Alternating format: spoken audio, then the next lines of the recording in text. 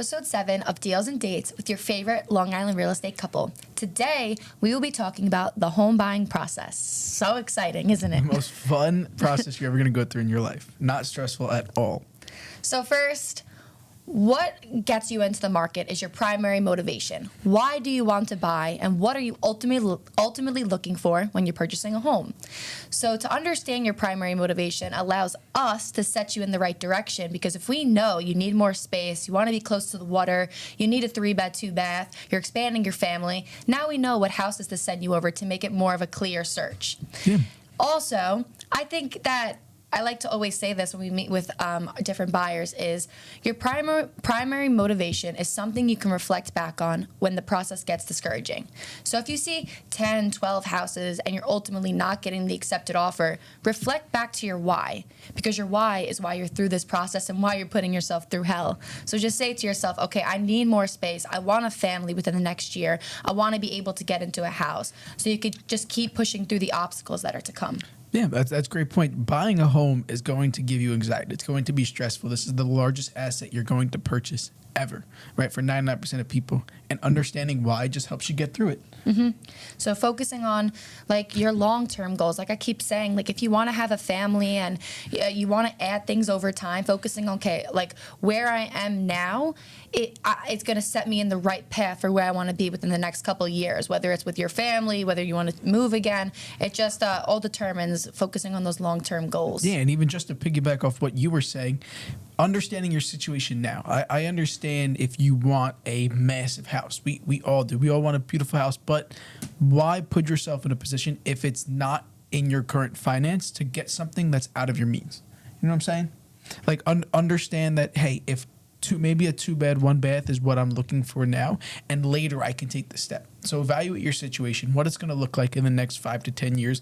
And if you see a massive change happening in 10 years and not right now, focus on now, not in 10 years. Yeah.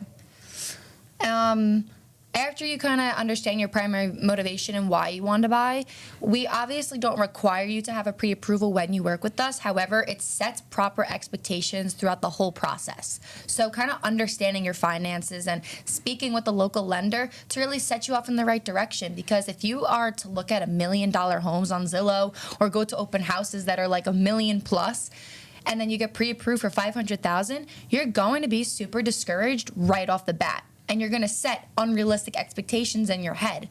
So really figuring out what you can afford and what that looks like, so that when you do come into the market and you do purchase a home, you really have like the best idea of what you could ultimately afford. And this is kind of the tip of the iceberg when establishing a plan. It sets you in the right direction right off the bat, and it's going to set you up for success when purchasing a home. Now, one thing to also add is, as you're arranging your finances, there's different things that you're going to have to acquire in order to do so. So we're going to leave a link below, or if you're on our website, go to our freebies page and download our buyer guide. And in the buyer guide, the last 2 pages are all the documents you need to get pre-approved before you start the home buying process. Also, just some friendly tips of what to do and what not to do when getting pre-approved. Exactly. So obviously, like we keep saying, the pre-approval is super important, but also make sure that you're saving for other expenses that are to come, such as closing costs, or, you know, when you're going to have to get furniture when you move in. So really considering all those factors when you're going into the process. There's also a difference between a pre-qualification and a pre-approval. And I don't want to get too deep into it because we're not obviously we're not lenders. However, if you kind of just want an estimate of what you could afford in this market, that's when you would go speak with the lender to get a pre-qualification, where he'd kind of give you a ballpark of what you can afford with your down payment and what you should need to save for closing costs. And then if all makes sense, you want to dive into the process, you like the numbers, then move on to the pre-approval. So you're not ultimately like getting shocked up front and collecting these documents. Kind of get your feet wet and have that initial conversation to then dive into the pre-approval process if it makes sense. Yeah, our clients have felt that their anxiety's gone down when they had the ability to just speak with a lender and kind of get an understanding of what they could possibly afford. Because let's be honest, we're all humans. This is a very large purchase, and you're going to be scared. You're going to have anxiety. So just to kind of get those questions answered with no ties to it very much helps your anxiety. Definitely. Yeah. After you get pre-approved, well, this is really kind of before you get pre-approved, but you need to find a real estate agent, someone that you know, like, and trust. It doesn't matter who it is because there's 30,000 agents on Long Island. And if you're around the world, there's over 2 million agents licensed around the world. So pick someone, like she said, that you can trust, that you have a good relationship with. This is a stressful process. You should be able to be open and honest with whoever you're working with. Definitely. You should be able to tell the person, I don't like that, never show me this again. Or, hey, I like this part, but don't show me anything that has this. Yeah. I also think that a lot of people here, I've been in the business 40 years, and they want to work alongside an experienced agent. However, are they experienced in this current market? Because what's going on now wasn't going on 20, 30 years ago. It's totally changed. So I think it's important to pick someone that's experienced in the current market that you're going to be searching in, because they will know how to handle different obstacles throughout the way and guide you in the right direction. Yeah. Every month, the real estate's changing, right? If you're searching for a house in January, it's going to be much different in August. And even if you're searching in October, it's going to be much different in November. So having someone who's active, who understands the market and is working with buyers in this market. You will learn to trust someone when they can explain something to a level where you understand it, right? There's a very complex way to say everything in this world. But the minute that they can say it in a way that you understand, that's how you're going to know, okay, this agent actually knows what they're speaking about. And they care about me. They want me to understand the process. They're not taking advantage of me not really understanding it.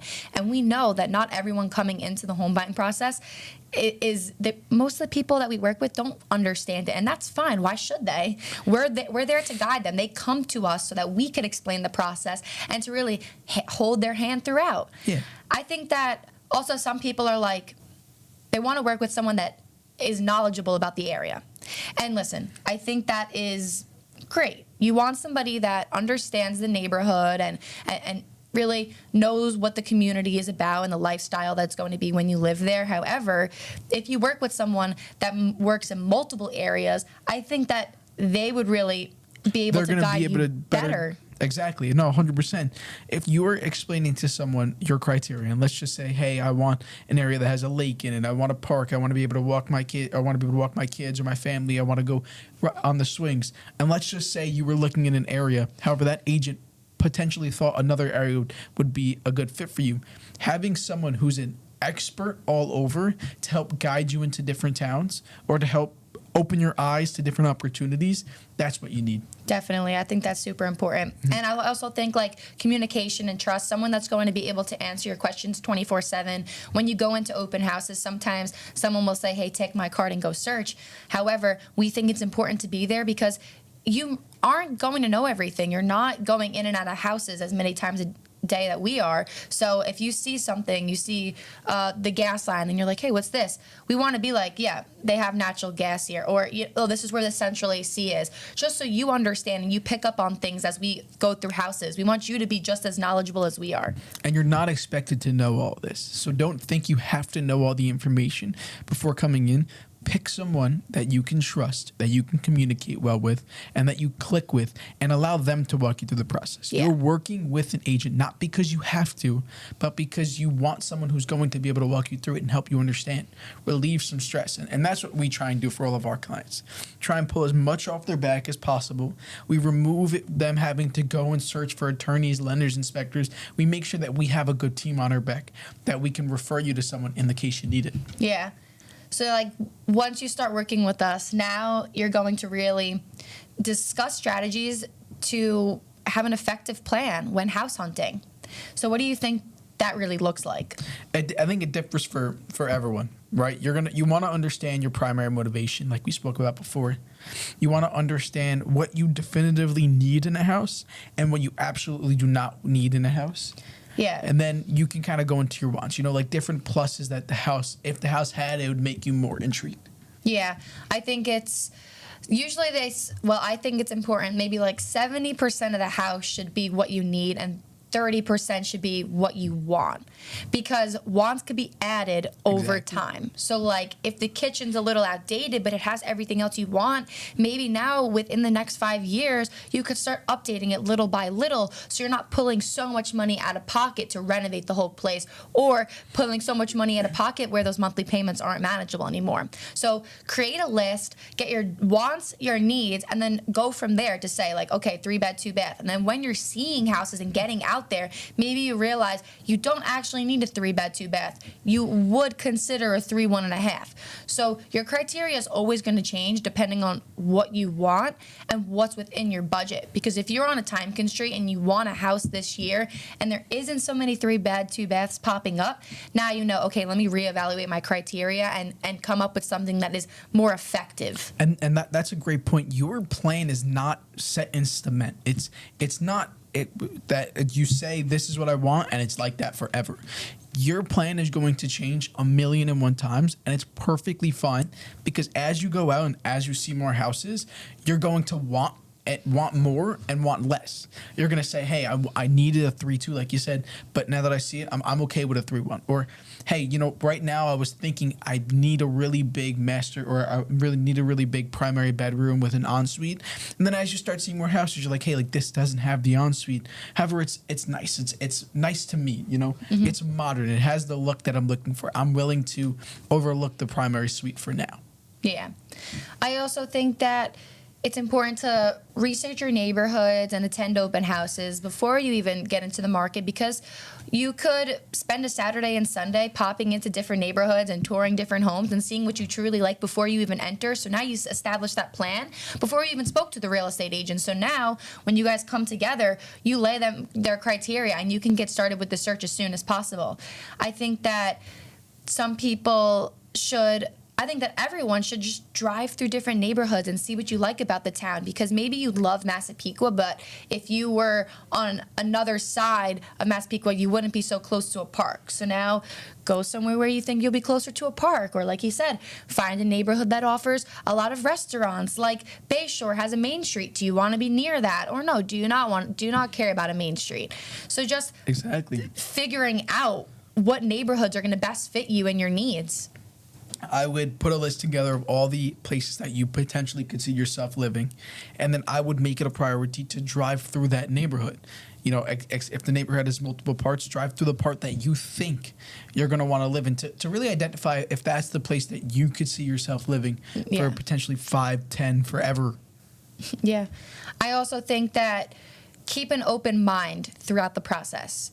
I say that because some people come in and they're like, I need natural gas, and I totally understand.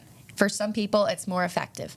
However, if there's a house you love and it has oil, and that is the only deciding factor is that it's not gas, maybe we need to understand, come into it with open eyes and say, okay, it has everything I want. Will an opportunity like this ever come across again? Do I act now or wait another couple months to search? So it's all about, understanding and not being so tunnel vision on this ideal house, because you could do stuff over time or when. Exactly. And just to piggyback off what you're saying, like that's our clients who've seen the most success are the ones who are the most open-minded about the process. Not the ones who've been ran over, but the ones who trust us. They chose us not because they see us dancing and twerking on TikTok. They chose us because they felt like they can communicate well with us, and they kept that open-minded, trusted our opinion and trusted our guidance, and they found success in a house. Yeah. I think that so once you're searching, you're out there, you're ultimately going to start making offers. These offers are going to look different for everyone. However, it's important to understand the offers that you're putting forward. Not only are we going to guide you in the right direction, but I think it's important for you to understand your terms and why you're submitting these types of offers, why you're going 50, 60,000 over the asking price. Yeah. So and every market's different. You know, like potentially when you're buying, it could be you're going under asking again. But as the market we're situating in, everything's going above. So not only like that, even ties us back to picking the right agent who understands that market at the time. Yeah. So like he just said, like the market conditions, what it's looking like. Do you have the opportunity to get a home at asking price, or do you have to go $60,000, $100,000 over the asking price because there is 40 people outside of an open house? Yeah. And also understanding the comparable sales. And sometimes obviously comparable sales always matter, and that just means that if you are interested in a home, we do our due diligence and look at the neighboring homes in the area and what they sold for with similar bed bath count, because we want to make sure you're not overpaying for a home, but ultimately we're getting you the home and being competitive with our offer. Yeah, guiding you. Like our entire process, our entire thought process behind working with the clients is how can I provide you with the most information so you can make the best decision for yourself? And one way that we go about it is before we submit any offer on any house, we're going to look at what houses in that area or in that criteria have sold for. Because what agents are doing now, or what people are doing now, is they're intentionally underpricing a house to get more traffic, to get more eyes, and the more eyes that are at the house, eventually the more money that seller is going to get. So rather than you looking at, I'm going $50,000 over the asking price, I want to make sure you understand what the true value of that house is. Yeah, so that's where comparable sales come into play, and really understanding those will always provide you with the listing sheet of the house we're going to see and comparable sales, so you can know ahead of time, okay, with this house, if I want it, I'm going to have to come in competitively. Yeah. And one thing that we do that's really started to see a success with us is we go off of monthly payments versus going off of the overall list price. Now, when I say that, that doesn't mean I'm not going to tell you how much you're paying for the house. But we are going to set an ideal or max monthly payments that you want to situate yourself at.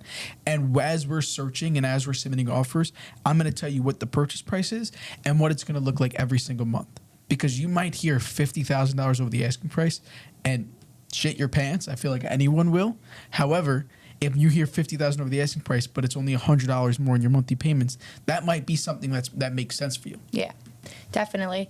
And also, there's sometimes I like to say, does purchase price always matter? And yes, I'm sure that every seller wants to maximize the profit. However, there's going to be instances where terms are just as important, where if a seller is building their house in South Carolina and they need a 90-day close, they're going to be looking for a lenient buyer. They're not going to be able to close in 45 days just because it's not suitable for them. So if you're lenient and you're able to give the seller the 90-day close, they'll be more inclined to go with your offer.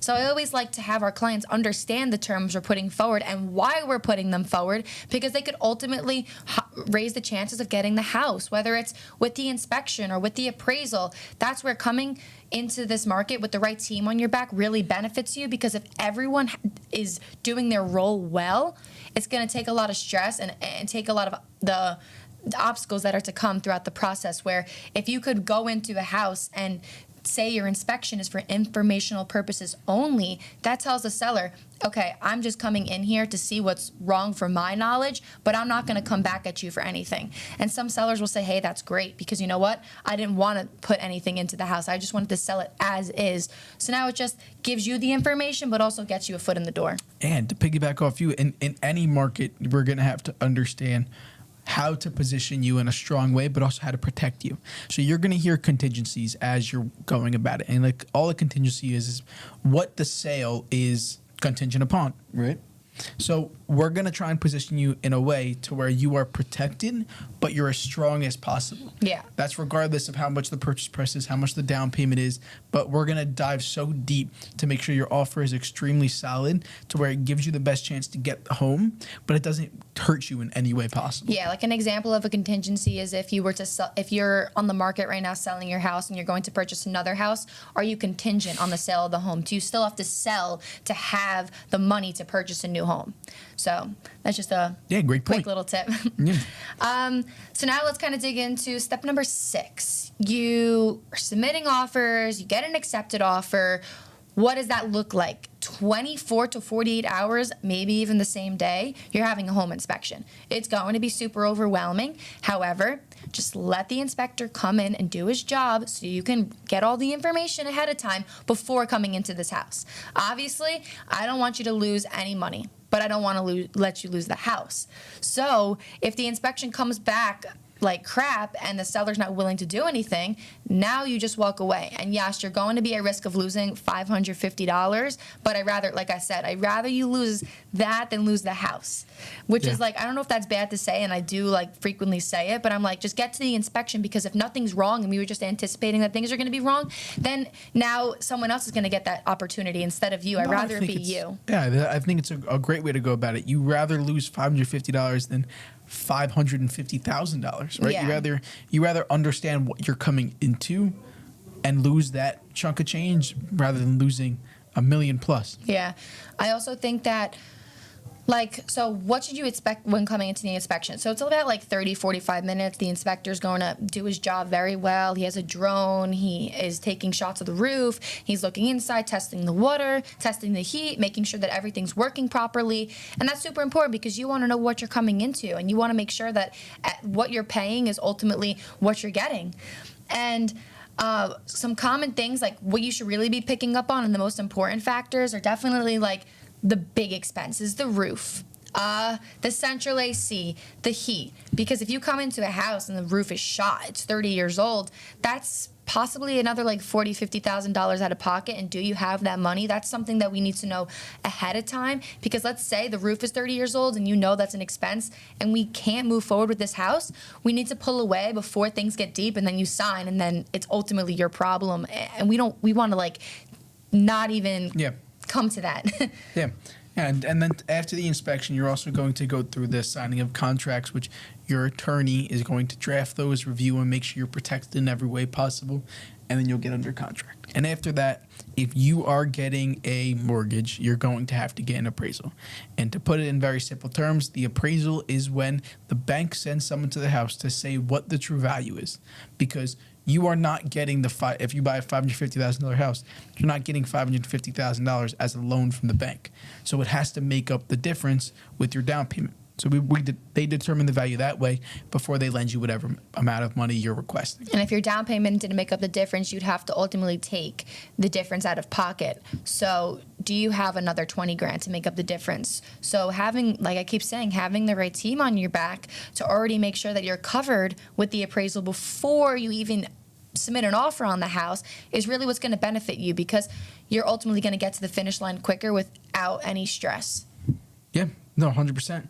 And then tying that in, this is kind of the fun part. You get to close on the house. You get to become an official homeowner, right? And now there's obviously some more steps in between this. And like I said, go download our buyer guide, and that'll walk you through this entire process.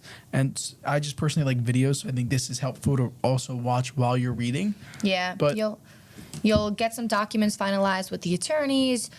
You'll go through underwriting to get an approval letter. You'll go from a pre-approval to an approval saying that you could ultimately afford this home. It's your commitment letter to the home. And basically, make sure that you have money for closing costs, because there's some instances where someone will have $40,000 and they'll say, I'm using it as a down payment. Great. Do you have money for closing costs? Because if not, we're going to have to split that 40 into 20 and 20, and that's going to obviously change what houses we're going to be looking at, like the purchase price. So usually closing costs are like 4.5%, 5% of the purchase price. So if you're purchasing a $600,000 home, you're putting down 3.5% with an FHA loan. That's going to be $21,000, and then 4.5% of that is $27,000. So you're going to need about like $48,000 to move forward with this home. So it's important to say, okay, if I have $48,000 towards this home, I want some money left over for other expenses that are to come, because maybe it needs a little bit of repairs. Maybe you're going to need furniture, and that's very expensive as well. So I always like to say, have an additional like 10, 15 set aside for after you come into the home, and then you can go purchase things that's going to make a house a home. Yeah, and that's where this like all kind of ties in. And even bringing it back to the beginning, that's why the pre-approval and the pre-qualification is so important, because understanding the money involved ahead of time before you get into all this is going to bring your anxiety and your stress down. Yeah, definitely. And you're moving in. Just make sure everything's transferred to your name. Like, you'll go to the final walkthrough and make sure that you picked up the electric bill and all of that, because that will save a lot of your headache, and you'll make sure everything's working properly before you even hit the closing table. So really just being on top of everything, because there's a lot of money on the line, and you just want it to be as seamless as possible, and you don't want to have to hit any obstacles right when you're about to go to the closing table. So it's all about just taking it day by day, working with the right team who's going to guide you throughout the process, because you're not expected to know any of this. And we're experts. We do this every day. You're going to do this about 1 to 3 times in your whole life. So work with people that are going to guide you, be honest with you, and make sure that they have your best interests at heart. So if you're looking to buy a home, give us a call. Sold by Nick and Nat on all platforms. We are here to help, especially with first-time home buyers. And let's head over to the next process. Do you want to learn how to sell a home as well?